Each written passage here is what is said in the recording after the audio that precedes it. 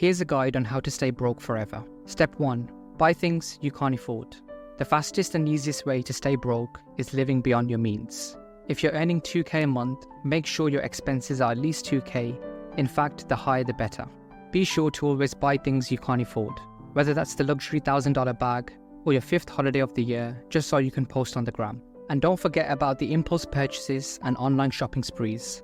A pro tip is doing this on payday to reduce any possibility of savings, because saving your income is the last thing you should be doing.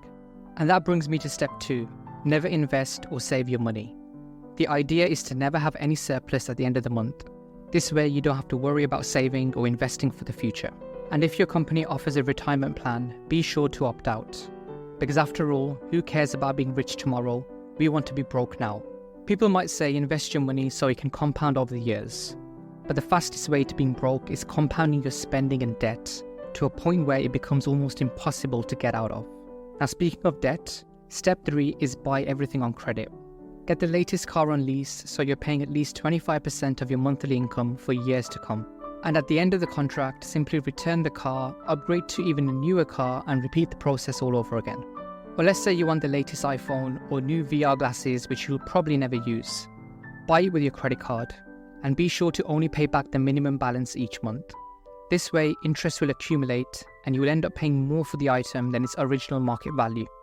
And should you wish to sell the item in the future, you'll get even less back because of depreciation. So that's a double hit at both ends. That's like winning gold in the race of being broke. And speaking of buying the latest things, step 4 is always keep up with the Joneses. If your family and friends upgrade their lifestyle, that's a cue for you to do the same. Whether you can afford it or not is irrelevant. You must keep up and post it online to impress people you don't even know. Now that you have posted a certain lifestyle online, going backwards or downsizing is no longer an option, which means you're stuck in this race forever. This is also referred to as lifestyle inflation. Whenever you get a raise at work or some extra cash, be sure to always upgrade your lifestyle each and every time. Because it's not about what you truly need, it's more about what you're led to believe you need by these billion-dollar companies. Because it's these companies that tell us that having these material things makes us happier. So surely that must be true. Step 5 is chase short-term gains over long-term wealth. Now, if you really want to take over the Joneses and be the best amongst your peers, you must pursue high-risk short-term ideas. In fact, go all in. Put every last penny into these Ponzi schemes and short-term gimmicks. Don't worry about having an emergency fund or a long-term investment plan, because wealth creation is a game of patience. But being broke is a game of impulse and short-term gratification.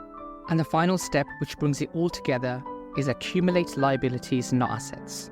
In all of the previous steps, the formula comes down to the following: have more liabilities than assets. To put it simply, an asset is anything which usually goes up in value, like real estate, the stock market, gold, and so on. Whereas liabilities are anything which usually depreciates in value, like cars, electronics, clothing, and so on. So focus on liabilities and ideally fund this through debt, like high-interest credit cards and bank loans. This will further compound your liabilities over the long run and make your journey to the island of Brokeland even quicker. So staying broke is pretty easy. Just follow these 6 steps and you will achieve mastery in no time.